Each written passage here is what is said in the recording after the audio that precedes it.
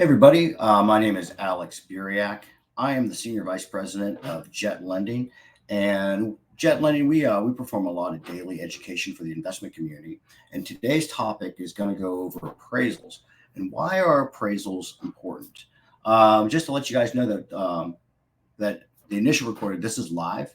So if you guys have comments or questions or anything like that, you can just put your questions and things like that in the comments.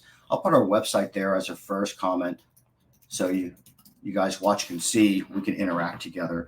You can watch all of our education videos on our website. You can get your deals analyzed there. You can ask us questions. But let's kind of go into the education portion of today. So appraisals. It's true that you could line up 40 appraisers and get 40 different values for the same property.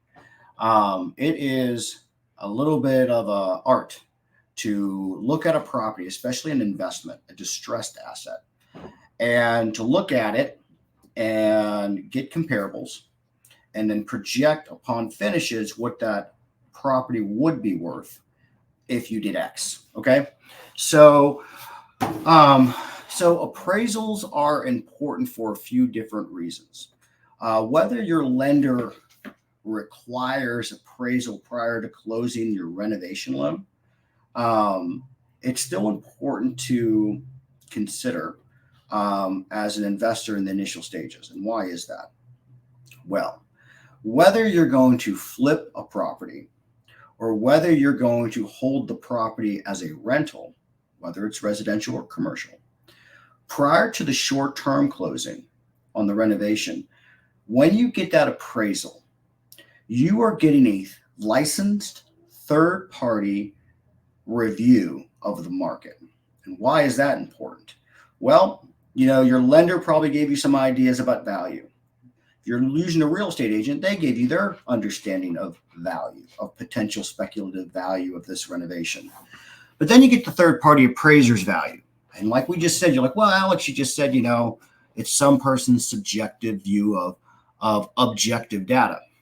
It's okay. However, if you are selling the property, your buyer is probably going to use a conventional loan, whether it's VA or conventional or FHA or whatever. You're probably going to go get financing. Now, when you use that financing in the conventional space, appraisal is basically gospel. Okay, whatever that appraisal comes in at, that's the value, and that's what the bank's going to lend against. Okay. When you get an appraisal in the initial stages, first you start seeing what could be comparable in the market and what those finishes would look like that achieve those values on the appraisal. So you have a foreshadowing view of what a buyer's appraisal may look like when they are trying to purchase the property. So when you don't get an appraisal in the front end, you're kind of going in a little blind because there could be some what's called in the appraisal world economic obsolescence. What that means is deterring factors that would cause your property to be reduced in value.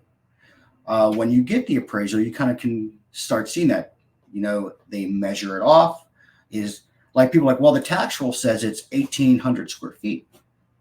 You get appraisal, it's 1924 or it's 1752. It's like the appraisal district isn't as accurate as it would seem.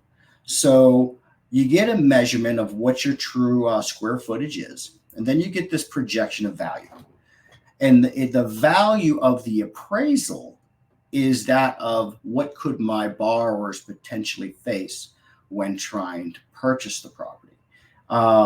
Do we find any what would be called economic obsolescence? What are those things? You're on a busy street. You are a residential single family 1 to 4 property, but you are facing or adjacent to a commercial property like a school or an apartment complex, liquor store, gas station. You'll actually start seeing this in some pretty prominent areas in Houston. Your backyard, there's an HEB behind you, kind of thing like that. That's going to deter value. So that is the value of getting an appraisal. You kind of get a just that foreshadowing of the future. Now that's for flipping.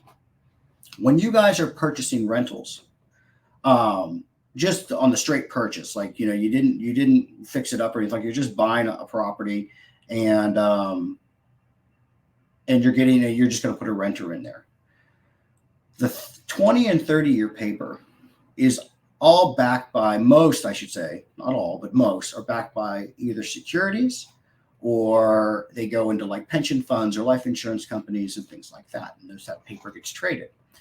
And the way that paper gets traded is like let's say what's in a security. It all has different underwriting criteria. And like I just said, in the finance world, especially long-term notes, the appraisal is gospel. I mean, you'll see appraisal disputes on a lot of different 30-year transactions because they're like, this is crazy. It's worth so much more. And they go back and forth and try to figure out where somebody could have went wrong. But those who don't get the appraisal on the initial purchase, sometimes they run into that issue of not seeing that obsolescence, that detracting factor. Especially like and like let's go back into like the short term side. Let's say you're buying the property, renovate it, and then hold it for rental. There is sometimes where you look at a market, and let's say you're seeing everything renovated selling in the 560s, but you didn't pay attention to the finishes, and you're doing a rental make ready. You're in it for like 18 grand. You're making sure everything's clean. The walls are clean. The outside's clean. Everything's just kind of freshened up, ready for a renter. But you didn't do a full renovation. This house was built in 86 and it's still very dated and you don't have the modern finishes that command the 560 value. So when you go to refinance, you are surprised at the value. So, consider that initial appraisal. Just like when people do inspections for homes, it's kind of just another variable that you can put in that says, I'm evaluating my risk. Where does the train run off the track? Do I have enough data that supports my hypothesis on value? Because everything, again, is speculative until you do the renovations. So just consider the importance of an appraisal, whether your lender requires it or not. Jet Lending, we require it just because it's another data point. It's another, does this make sense? Now, doesn't mean we agree or disagree with the numbers, but it's a third party's uninterested view of value.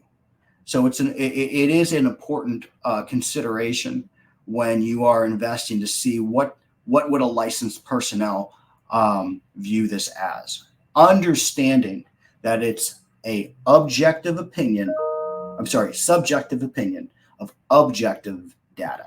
Okay, so doesn't mean that it has to be right or wrong, but you're getting that feel for the market, and that's why they're important, and that's why you should consider still appraise. It's worth the $500, $600 when you are putting $400,000, $500,000, $600,000 on the line to get that data. Okay, so that is the argument for the appraisal process. It's not a perfect process. It's really, I'm paying for data. I'm paying for the ability to see a potential future and what my either buyers of the property are going to go through when they try to purchase, or what I'm going to go through when I try to refinance. Okay. And this is foregoing that, let's say the market shifts over the X amount of months you're renovating it and things like that. That's something that you can't control. But you can at least take a snapshot from today in the past and say this market was doing X. And at these types of trends, this is what we're projecting for value if this stays the course. Okay. So again, it's not a perfect science, but it is a valuable asset to look at when you are investing to see if you're putting your money in the right place and if you are going to have any issues as you try to sell or try to refinance. So I hope that helped. I hope that kind of covered like the importance of appraisals.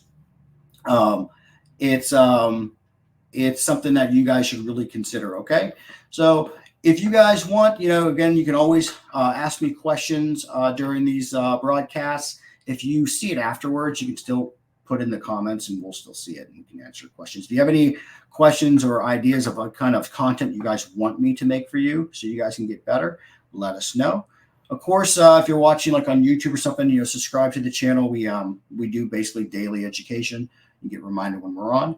And, go to jetlending.com and watch all the things we ever made. Get your pre-approval letters. Let us look at your stuff and let's get you some money in your pocket so you guys can buy some more investment properties. I hope you guys have a great day and we'll see you later.